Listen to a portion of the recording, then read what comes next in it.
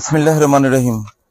আমরা এখন অবস্থান করছি শাহী বাজারস্থ গজেন্দ্র চাপিলান। এটা ধরে গজেন্দ্র চাপিলার একটা উদ্ভূত সমস্যার সৃষ্টি হয়েছে, যেটার দৃষ্টিগোচর হয়েছে আমাদের প্রিয় সংগঠন বাংলাদেশ জাতীয়তাবাদী দলের ভারপ্রাপ্ত চেয়ারম্যান জনাব তারেক রহমানের দৃষ্টিগোচর হয়েছে হওয়ার কারণেই আমাদের কাছে বার্তা পাঠিয়ে দিয়েছেন যে আপনারা তড়িৎ গতিতে ওখানে যান, সরজমিনে দেখেন, তদন্ত করেন, ভুক্তভোগী পরিবারকে কিছু আশ্বস্ত করেন।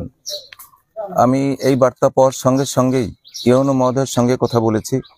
ইউনো মহোদয় একটু পরেই হয়তো গুদাসপুর উপজেলা নির্বাহী কর্মকর্তা মহোদয় এখানে আসবেন, বড়াই গ্রামের নেতৃবর্গ এখানে এসেছেন। আমরা বিষয়টা দেখছি, বিষয়টা একেবারেই স্পর্শকাতর, অনাকাঙ্ক্ষিত প্রত্যাশিত ঘটনা, কিন্তু এই বিষয়ে আমাদের মন্তব্য করার কোনো কিছু নেই, কারণ এটা আইনি জটিলতা আছে, আইনের মাধ্যমেই এই বিষয়টা সংগঠিত হয়েছে। তবে আমাদের দলের একটি চেয়ারম্যান, ভারপ্রাপ্ত চেয়ারম্যান জনাব তারেক রহমান আপনাদের কাছে বার্তা আমাদের মাধ্যম দিয়ে পৌঁছে দিয়েছেন যে প্রশাসনের মাধ্যমেই এটা হয়েছে, আইনি জটিলতার কারণেই এটা হয়েছে, কিন্তু আমরা প্রশাসনের মাধ্যম দিয়ে, আইনের মাধ্যম দিয়েই এই মানুষগুলোকে একটা পুনর্বাসন করতে চাই। যার কারণে ইউনো মহোদয় অল্পক্ষণের মধ্যে আসবেন। এখানে আইনি প্রক্রিয়া যদি এখানে আপনাদের অবস্থান করানো যায় সেটাও হতে পারে, নয়তো আইনি কোনো জটিলতা যদি থাকে তাহলে পার্শ্বস্থ কোনো জায়গায় আপনাদের পুনর্বাসন করার জন্য সিদ্ধান্ত প্রশাসনের তরফ থেকেই নেবেন। এই বিষয়ে আমি উপস্থিত সকলের সদয় দৃষ্টি আকর্ষণ করি।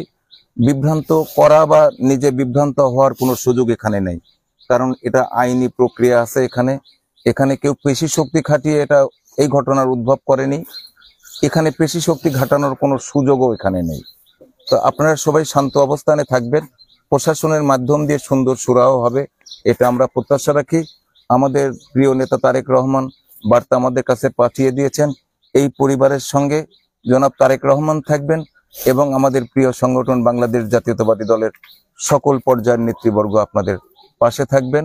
আপনাদের পুনর্বাসন করার জন্য সকল রকমের সহযোগিতার হাত আমরা প্রসারিত করব। সবাইকে ধন্যবাদ।